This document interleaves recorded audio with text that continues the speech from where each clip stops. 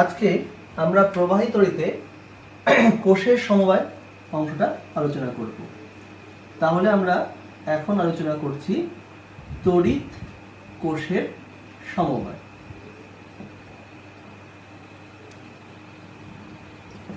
আমরা দেখেছিলাম যে সমবায় তিন প্রকারের হয়, একটা শ্রেণী সমবায়, একটা সমান্তরাল সমবায়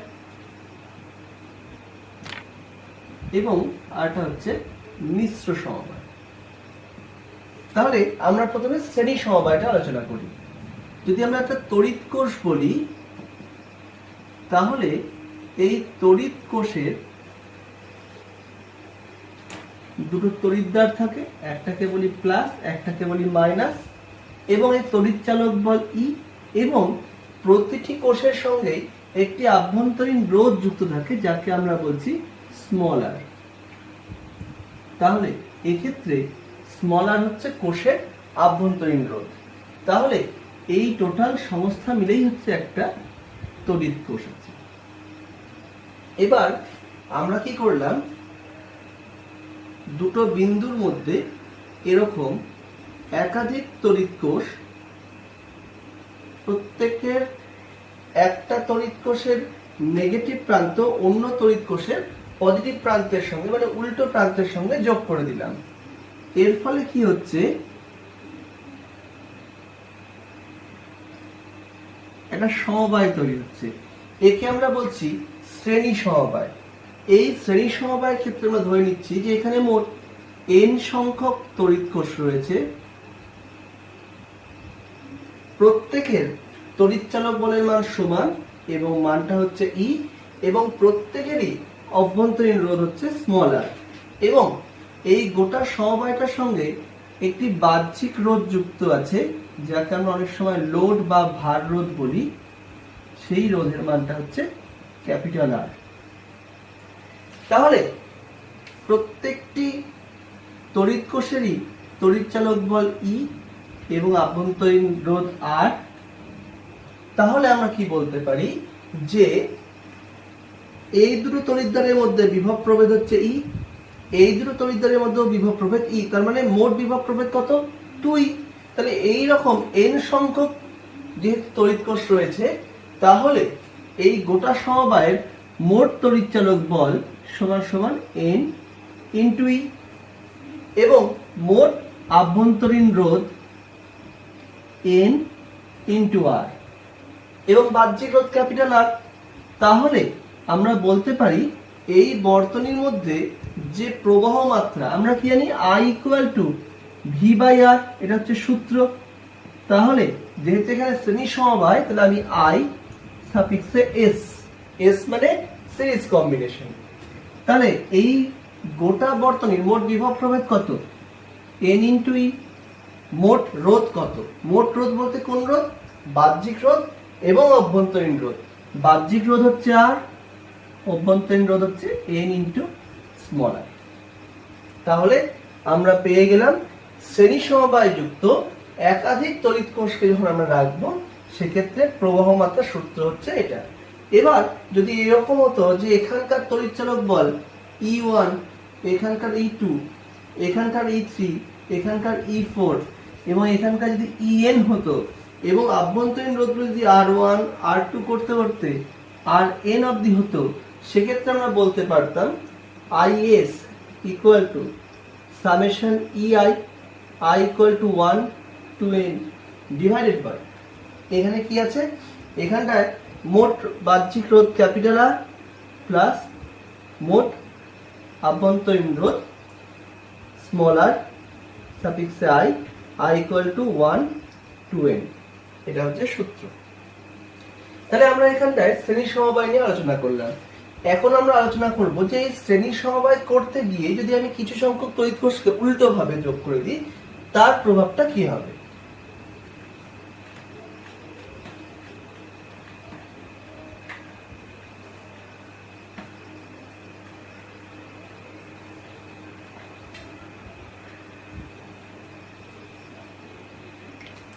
দেখো, আমরা n সংখ্যক তড়িৎ কোষ নিয়েছি, এবং এই n সংখ্যক তড়িৎ কোষের মধ্যে x সংখ্যক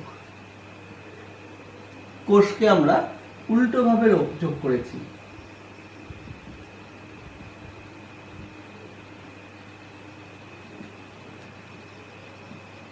এবং অবশ্যই n এর মান কিন্তু x এর থেকে বড় হবে। তাহলে এক্ষেত্রে আমরা কি বলতে পারি, যে এই যে গোটা সমবায়টা আছে,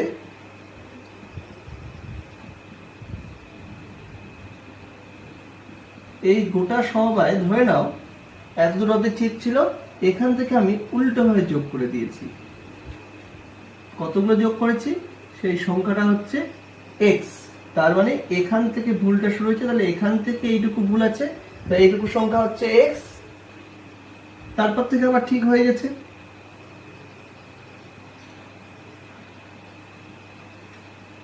এবং এই মোট সংখ্যাটা তোমার হচ্ছে n। তাহলে প্রত্যেকেরই তড়িৎচালক বল E এবং আভ্যন্তরীণ রোধ R, এবং এই গোটা সমবায়টা আবার আগের মতো একটি বাহ্যিক রোধের সঙ্গে যুক্ত। যে রোধের মানটা হচ্ছে R। তাহলে এই ক্ষেত্রে আমাদের সমস্যাটা কি করে আমরা সমাধান করব?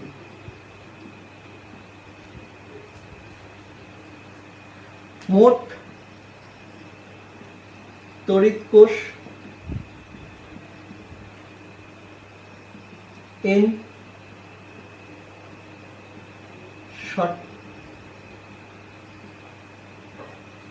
ত্রুটিপূর্ণ তড়িৎ কোষ x।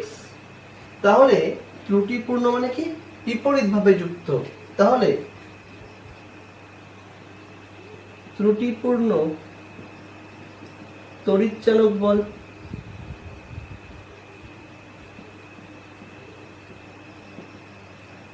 x × E। তাহলে সঠিকভাবে যুক্ত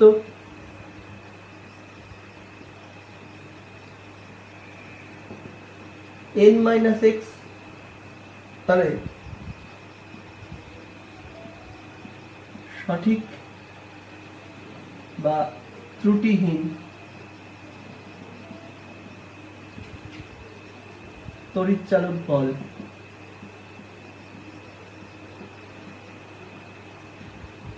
n - x × E। তাহলে কার্যকর তড়িৎচালক বল কত?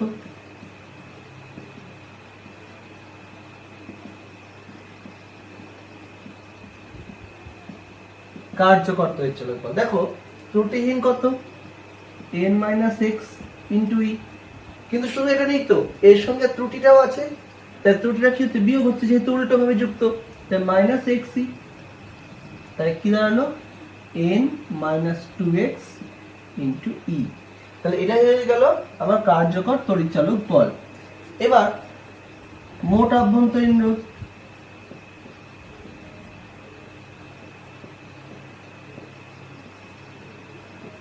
দেখো, রোধের কিন্তু কোনো ধনাত্মক বা ঋণাত্মক প্রান্ত নেই। তাহলে ব্যাটারিগুলো যেভাবে যুক্ত হোক না কেন, মোট আভ্যন্তরীণ রোধ কিন্তু n × r থাকছে। তাহলে প্রবাহ মাত্রা কত হচ্ছে? I = মোট তড়িৎচালক বল বাই মোট রোধ। এবার আমরা আলোচনা করব, তাহলে শ্রেণী সমবায় হয়ে গেল, এখন আমরা আলোচনা করব সমান্তরাল সমবায়।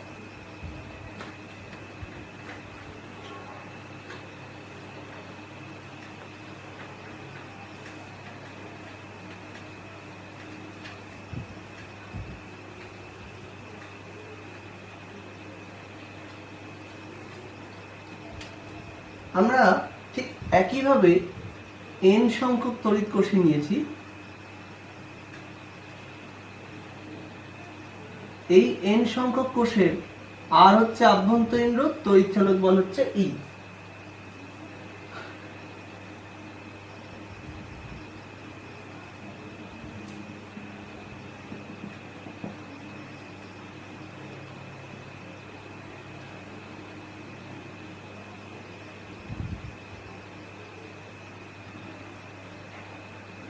এবং এই সমবায়ের সঙ্গে আমরা বাহ্যিক রোধ যুক্ত করেছি ক্যাপিটাল আর। তাহলে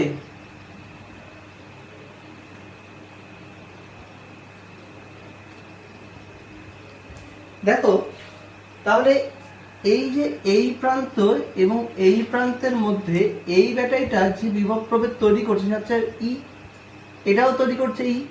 ঠিক তেমন ভাবে এই ব্যাটারিটার জন্য এখানে বিভব প্রভেদ তৈরি হচ্ছে ই। আমরা জানি সমান্তরাল সমবায়ের ক্ষেত্রে বিভব প্রভেদটা ধ্রুবক থাকে। তাহলে এক্ষেত্রে কার্যকর তড়িৎচালক বল ই। কিন্তু সমস্যা হচ্ছে যে এখানে রোধগুলোর কিন্তু সমবায় রয়েছে এবং রোধগুলো আছে সমান্তরাল সমবায়ে। তাহলে এক্ষেত্রে কার্যকর আভ্যন্তরীণ রোধ 1/Ri, আমি Riটাকে ধরলাম, এই যে ব্যাটারিগুলোর যে আভ্যন্তরীণ রোধ তাদের যে সমান্তরাল সমবায় সেক্ষেত্রে কার্যকর আভ্যন্তরীণ রোধ। যেহেতু সমান্তরাল সমবায় এখানে রয়েছে তাই এখানটা আমরা সমান্তরাল সমবায়ের সূত্র ব্যবহার করলাম। n সংখ্যক এরকম হবে, তাই কি দাঁড়াচ্ছে n/r, এটা কার মান 1/Ri এর মান। তাহলে Ri ইকুয়াল টু কত হচ্ছে r/n। তাহলে এখন কি দাঁড়ালো, এখন দাঁড়ালো এই এতগুলো ব্যাটারির জায়গায় আমি একটা ব্যাটারি নেব যার তড়িৎচালক বল ই এবং যার আভ্যন্তরীণ রোধ r/n এবং তার সঙ্গে যুক্ত রয়েছে একটাই রোধ, বাহ্যিক রোধ, যার মান ক্যাপিটাল আর। তাহলে এক্ষেত্রে প্রবাহ মাত্রা কত হবে, IP equal to E divided by আভ্যন্তরীণ রোধ r/n প্লাস আর। এখন আমরা একটা বিশেষ ক্ষেত্র আলোচনা করব।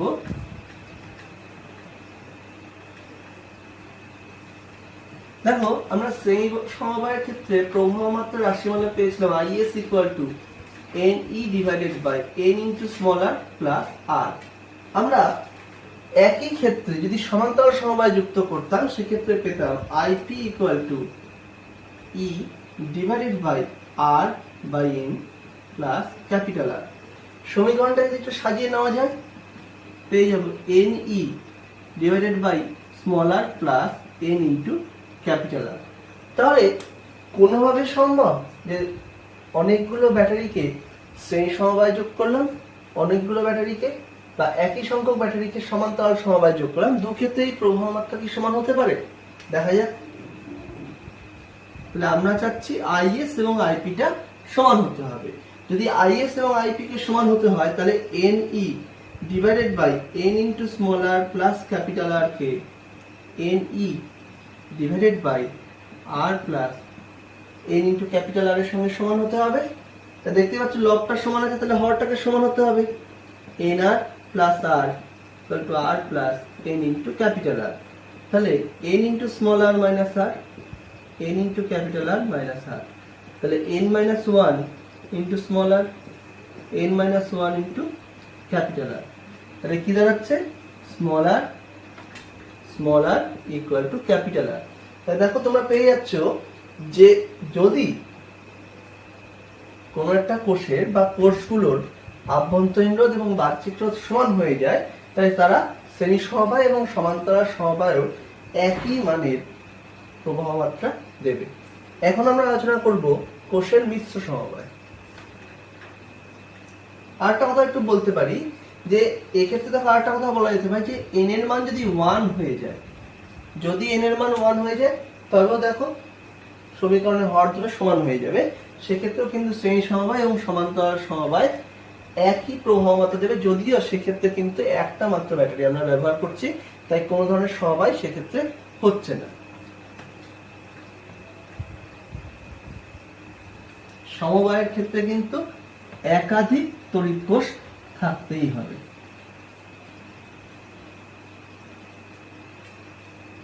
এই সমস্যাটা করতে গিয়ে আমি একটা অঙ্কের কথা অবশ্যই বলবো।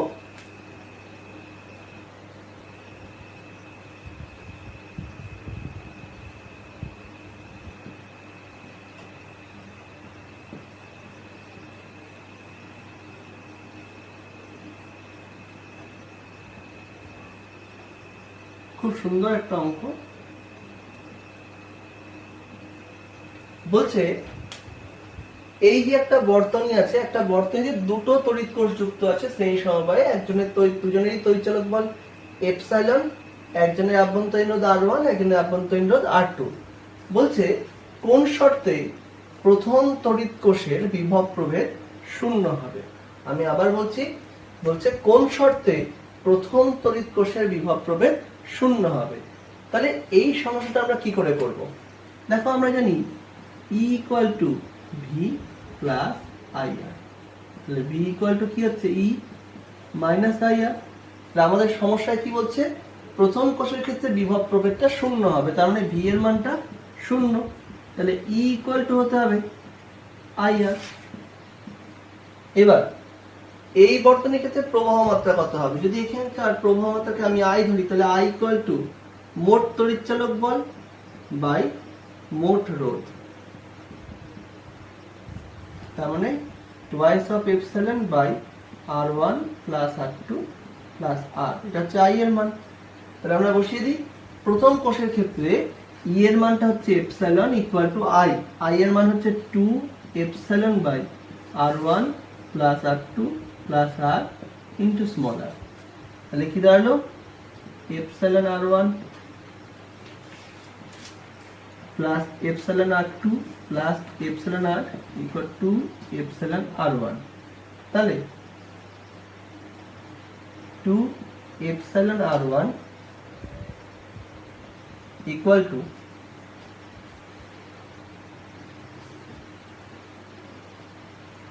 2 epsilon R1 minus epsilon R1 সমান সমান epsilon R2 plus epsilon R। আমি এপসাইলন গুলো উড়িয়ে দিচ্ছি। তাহলে কি পাচ্ছি?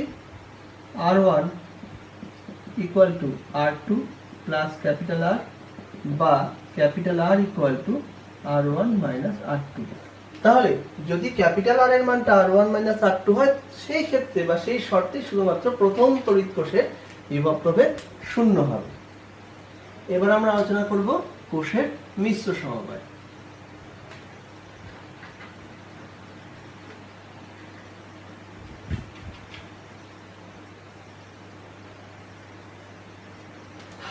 দেখো,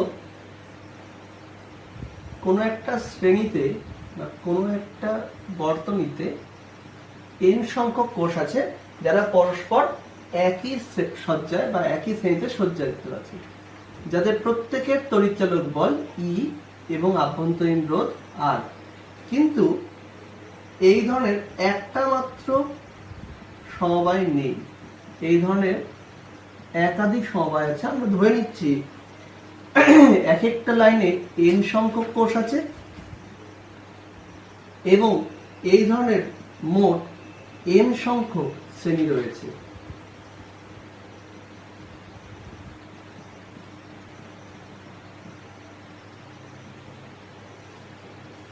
তাহলে এই যে সমবায়টা আছে, এই সমবায়ে কিছু কোষ আছে শ্রেণী সমবায়, কিছু কোষ আছে সমান্তরাল সমবায়। মোট সমবায়টা আবার একটা বাহ্যিক রোধের সঙ্গে যুক্ত হয়ে আছে। বাহ্যিক রোধের মান ক্যাপিটাল R। তাহলে এক্ষেত্রে আমরা কি করব? আমাদের প্রথম কাজ হচ্ছে সমবায়টাকে একটু সহজ করে নেওয়া। দেখো, আমরা দেখেছি শ্রেণী সমবায়ের ক্ষেত্রে তড়িৎচালক বল এবং রোধ উভয়ই যোগ হয়। তাহলে আমরা সমবায়টাকে করি নাম NE তড়িৎচালক বল, NR আভ্যন্তরীণ রোধ এই শ্রেণীটার।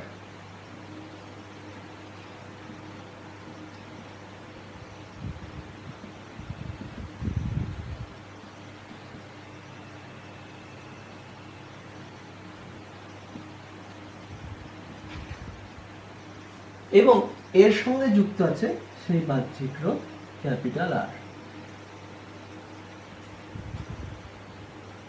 তাহলে এটা কি হয়ে গেল? কোষগুলোর শ্রেণী সমবায়টা আমরা করে নিলাম। এবার কি আছে? সমান্তরাল সমবায়। আমরা সমান্তরাল সমবায় দেখেছিলাম যে তড়িৎচালক বলটা কিন্তু একই থাকে।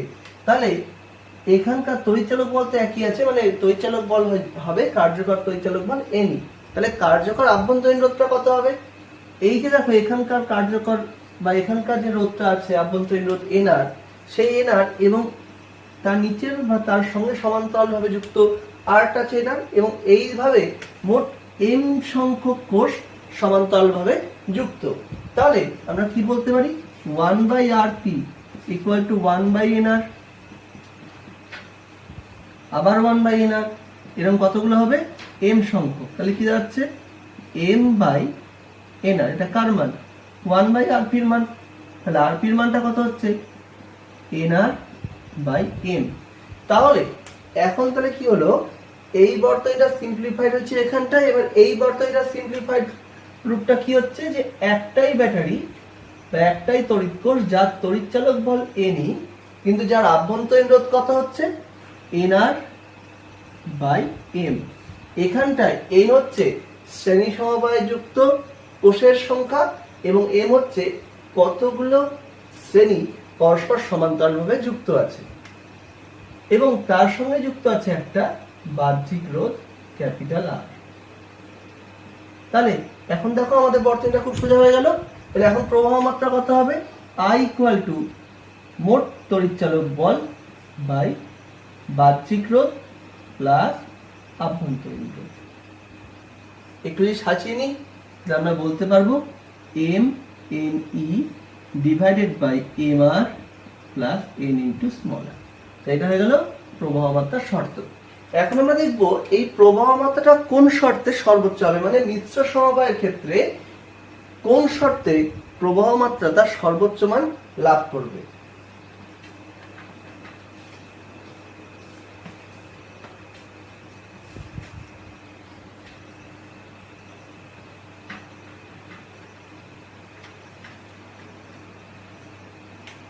দেখো আমরা পেয়েছি I equal to MNE divided by M into capital R plus N into small r।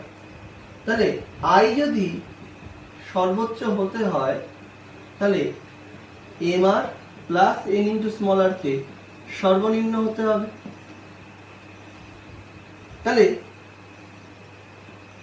MR plus NR কে আমি লিখতে পারি রুট ওভার MR তার whole square plus root over NR তার হোল স্কয়ার। তাহলে a square plus b square, তাহলে একে আমি বলতে পারবো a মাইনাস b তার হোল স্কয়ার প্লাস 2ab। এখন দেখো আমাকে এই পার্টটাকে সর্বনিম্ন হতে হবে, এই পার্টটা মানে এই পার্টটাকে সর্বনিম্ন হতে হবে।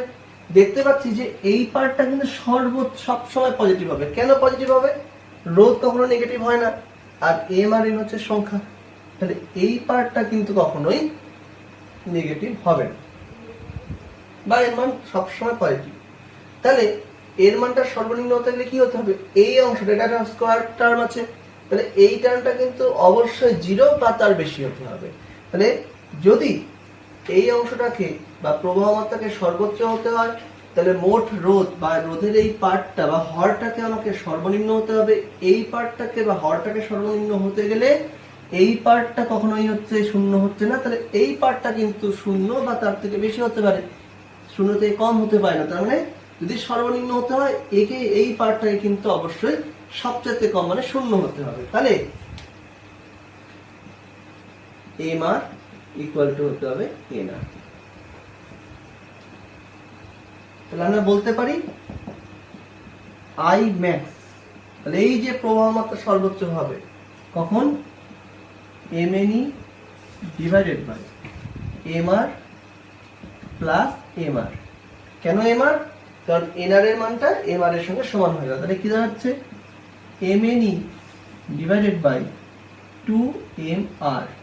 তাহলে I max ইকুয়াল টু কত দাঁড়ালো, MM কেটে গেল, NE বাই 2R।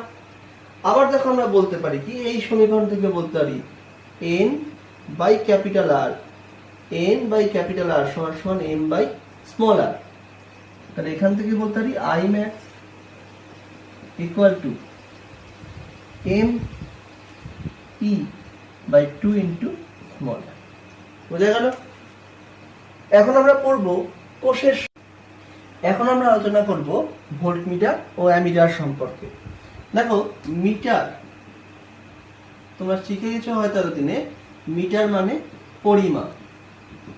কার পরিমাপ করব আমরা? যদি আমরা ভোল্ট মিটার নিই তাহলে ভোল্ট মানে বিভব পরিমাপ করব। আর যদি আমরা অ্যামিটার নিই তাহলে অ্যামিটার কথাটা আসছে অ্যাম্পিয়ার কথা থেকে, অ্যাম্পিয়ার মানে প্রবাহ মাত্রা। তাই এটার সাহায্যে আমরা, অ্যামিটারের সাহায্যে আমরা প্রবাহ মাত্রা পরিমাপ করব। তাহলে আমরা কি করছি, ধরে নাও কোনো একটা রোধ আছে, সেই রোধের মধ্যে দিয়ে কিছু পরিমাণ তড়িৎ প্রবাহিত হচ্ছে।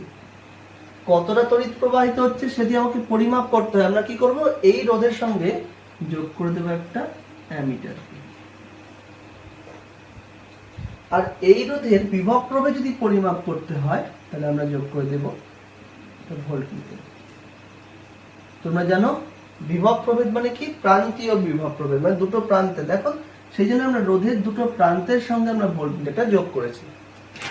এবার সমস্যা কোথায় হচ্ছে? সমস্যা হচ্ছে যে